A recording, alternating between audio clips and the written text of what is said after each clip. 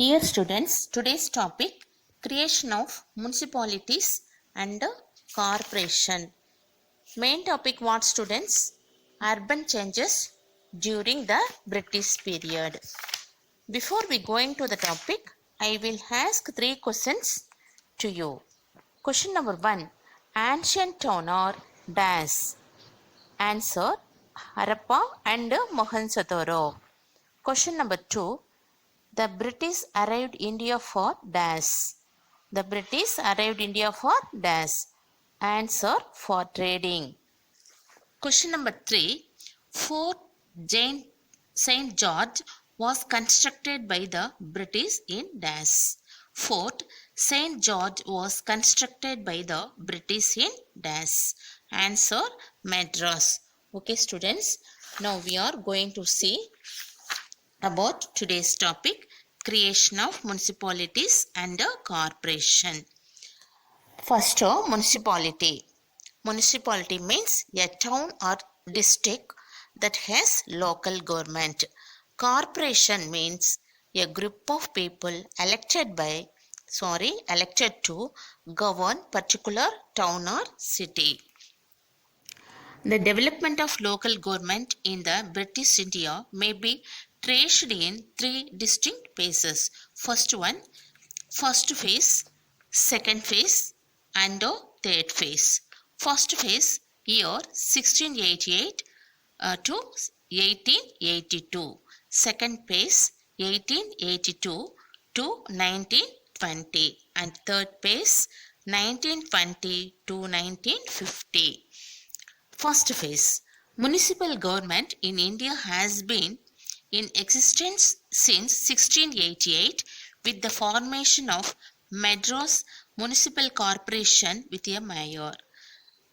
Sir Josiah Child, one of the directors of the East India Company.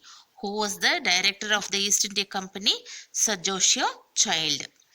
The Charter Act of 1793 established municipal administration in the 3 presidency towns.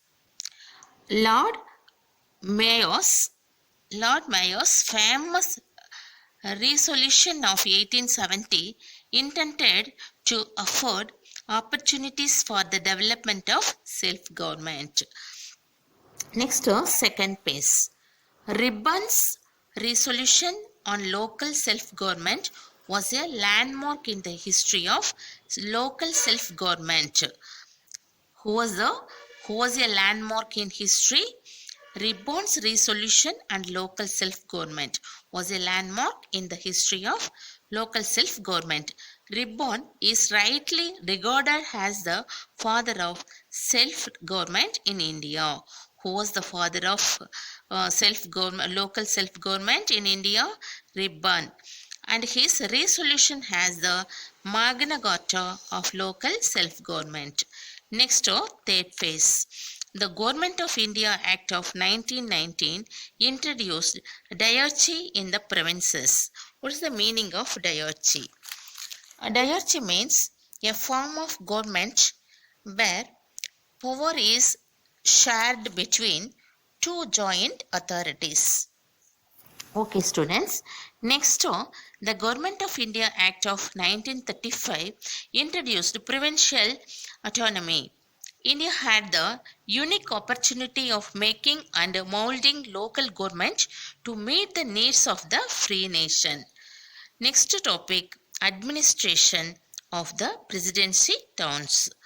Towards the close of 18th century, a parliamentary statute authorized the Governor General to appoint justice of the peace in the towns. After various trials, a system of government was evolved for the 3 presidency towns. A large corporation with elected members, a strong independent executive authority with adequate safeguards for checking accounts and statutory provision for the performance of essential duties such as sanitation and water supply and collection of revenue, etc. Next topic, origin and growth of Madras. The English East India Company was started in 1600. When 1600. 12 years later, a factory was set up at Surat on the West Coast. Subsequently, the Church of Textile brought British merchants to have port on the East Coast. The English, after some efforts, secured the privilege of building a factory at Masulipatinam. In spite of every assurance of protection, English trade did not thrive at that place. Then the English traders looked for a new site. Francis Day, the member of the Masulipatinam Council, the chief of the Armagan factory, made a voyage of exploration in 1637 to choose a site for a new settlement. At last, he was given the offer to choose Masulipatinam.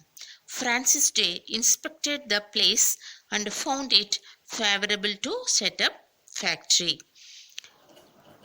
Damaralla Venkatapati Nayak, the deputy of the Raja of Chandragiri,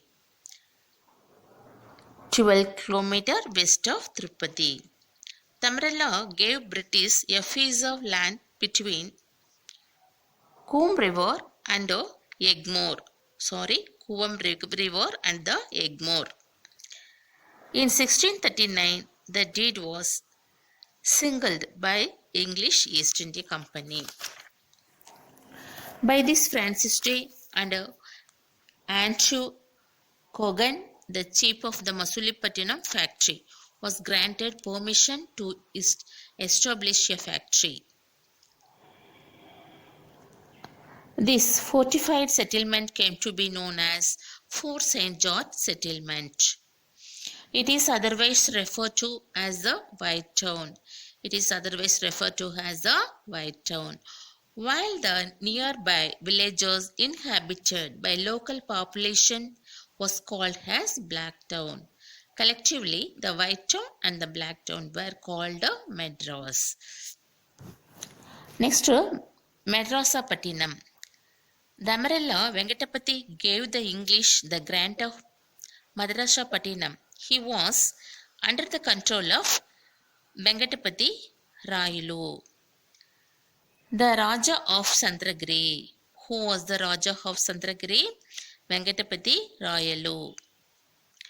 Venkatapati was succeeded by Sriranga Rayal in 1642. He issued a new grant to English 1645 called Srirangaraya Patinam. But Venkatapati desired that the name Chennapatinam should be given to the new fort and settlement of the English after his father Chennappa Nayak. But the English preferred to call the two united towns by the name of Madrasapatinam, making of Chennai. Chennai was one of a group of villages set amidst fringed paddy fields.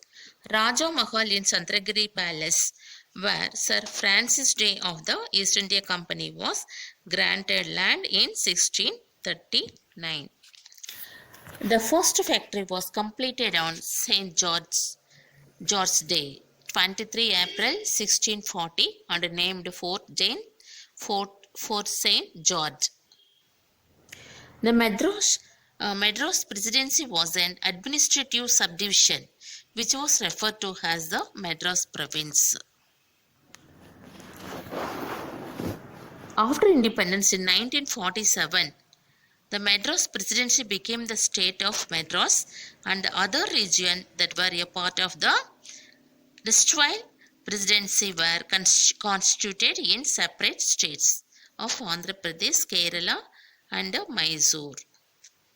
Later, 1969, the state of Madras was restricted as Tamil Nadu. On 17 July 1996, Madras was officially renamed as Chennai. Next topic, Bombay. Bombay was initially 7 islands. It was under the control of the Portuguese from 1533 onwards. Portuguese king gave it as a dowry to Charles II of England when he married the former sister in 1661. King leased it to the East India Company.